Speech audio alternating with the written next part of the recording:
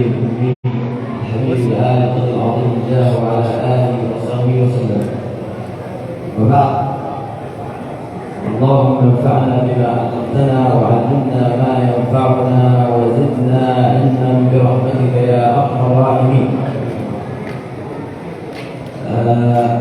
هناك بعض الأحكام التي تتعلق بالإمساك عن الصيام.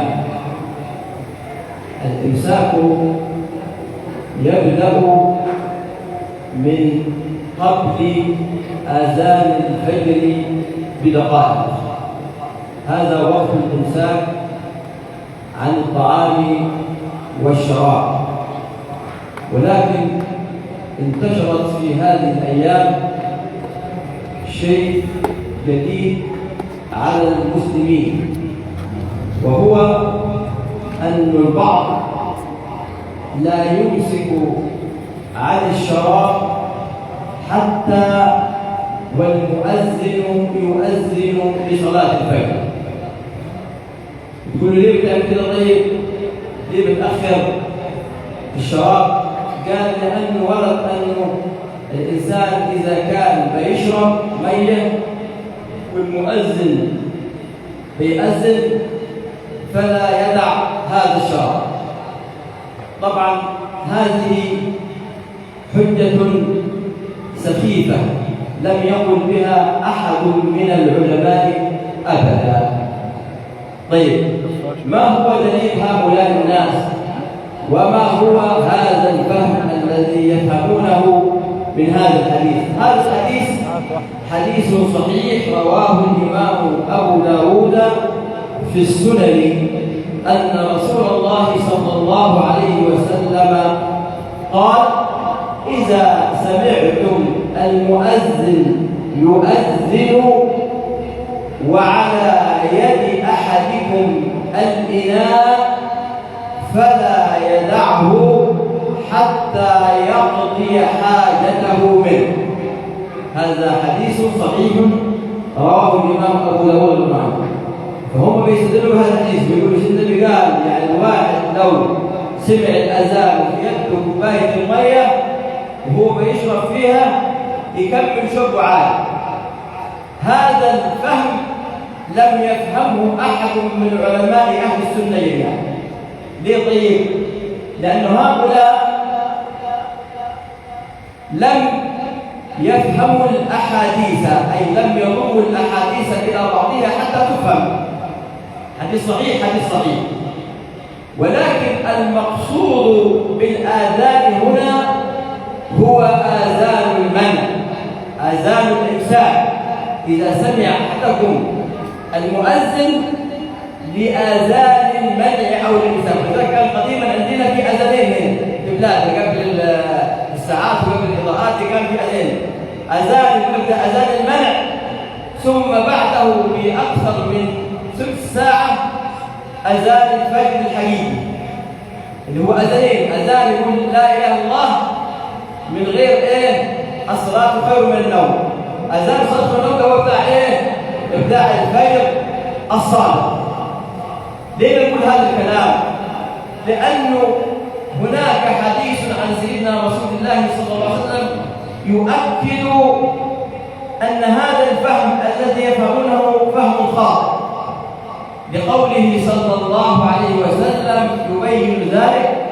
قال: إن بلالا يؤذن بليل فكلوا واشربوا حتى يؤذن ابن أم مكتوم. يعني كده في في أذان. أذان كان يأذن سيدنا بلال اللي هو أذان المنع، فلا ممكن لو أكلت أو شربت بعدين، لأنه الفرق بينه وبين أذان سيدنا ابن أم مكتوم 3 ساعة. إذا أكلت في 3 ساعة دي ويدك فيها الإناء تشرب عادي في الشرب. لكن أذان الثاني هو أذان سيدنا ابن أم مكتوم، هذا أذان الفجر الصادق. فمن أكل أو شرب حينما يسمع الهمزة من الله أكبر فقد أفسد صوته. واضح هذا الكلام؟ كثير جدا انتشر القصة دي في بلادنا. وكنا نشوفها كثير برضه في الحرم، يأخذ الفهم الأولاني أنه إذا كان في يد أحدكم الإناء أو سمع الأذان فلا يدعه حتى يقضي منه حاجته. طب يقضي منه حاجته يمكن ياخذ ربع ساعة في يقضي حاجته، يعني يكون بيأذن وهو عمال يشرب، يقول لا الأذان لسه في يدي يبقى أكمل أنا شرب عادي. لا، هذا فيه إفساد للصوم. ولذلك الأحوط لدين الإنسان أنه يمنع نفسه من الشراب والطعام قبل أذان الفجر على الأقل ب5 دقائق. يعني هي شوية المية الأخيرة دي عمرها ما يعني تروي على شكل اليوم تسقي معك 12 ساعة ثانية، يعني شيء بس، لكن تفسد صيامك بسبب فهم خاطئ، فهذا الذي يفسد الصيام. يا ريت يا اخواننا نتنبه إلى هذا الأمر. من شرب فليشرب قبل أذان الفجر الصادق. زي ما قلنا انه كان على عهد النبي في اذانين، اذان بتاع المنع اللي هو كان بيأذنه مين؟ سيدنا بلال، واذان الفجر الصادق هو الذي كان يؤذنه سيدنا ابن ام مكتوم رضي الله عنه. دي ناحيه. الناحيه الثانيه انه ما دام الانسان نوى الصيام، ايه نوى الصيام؟ يعني نوى صيام شهر رمضان من أول ليلة، من ليلة أول أمس نوى صيام الشهر كله. هذه النية عند الإمام مالك قلنا أنها تكفي لصيام الشهر كله، أي من بداية الصيام نوى صيام الشهر، فهذه النية تكفي. وإن أراد أن يجدد النية لصيام كل يوم فليفعل، لا بأس بتجديد النية عن كل يوم. والنية ليس شرط فيها التلفظ، يعني مش لازم قلت نويت، لأن النية محلها القلب، النية محلها القلب. فإذا نويت بقلبك أنك تصوم يوم غد مثلا فهذه نية. إذا كنت زي ما قلنا برضه أنت بتجهز السحور بتجهز ليه أصلا؟ عشان الصيام. هتقولنا زبادي ليه؟ عشان الصيام. هتقولنا شوية فول عشان الصيام. مش لازم تتلفظ بنية الصيام نفسه، إنما كل هذا يعتبر من أدوات النية لصيام شهر رمضان.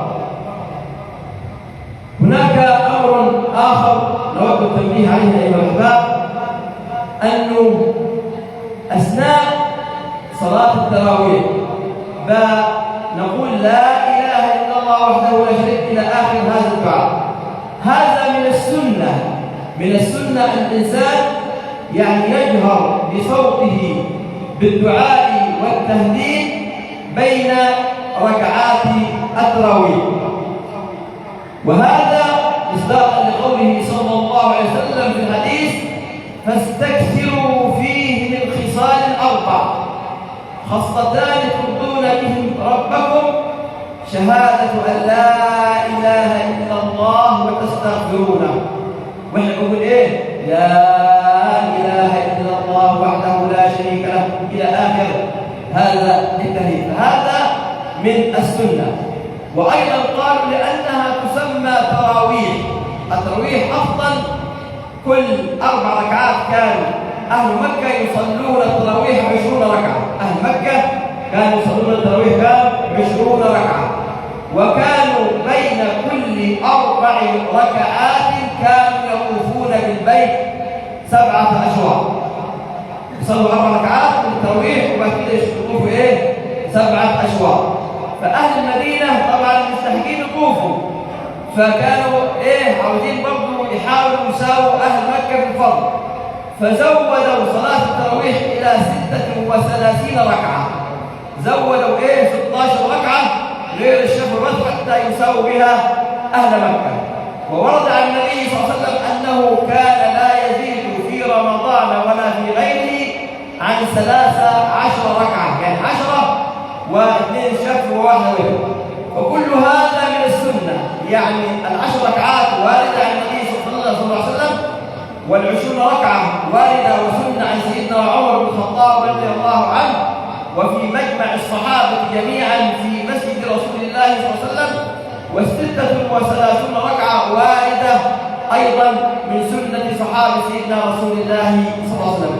وكله خير، كله خير. الأصل أن الإنسان يقوم الليل ولو بركعات قليلات. فبما أن الأمور الحمد لله كويسة ومرتاحة ومفيش ولا حاجة شغلانة مرة غير المسلسلات والبرامج، هي بسيطة يعني خالص يعني ممكن نستعوض عنها بأننا نصلي ركعات لله سبحانه وتعالى تنفعنا يوم القيامة.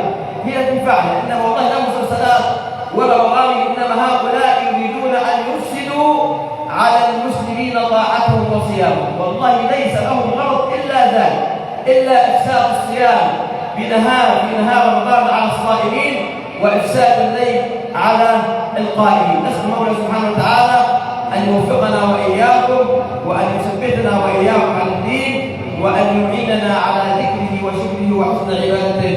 وصلى الله على سيدنا محمد النبي الأمي وعلى آله وصحبه وسلم.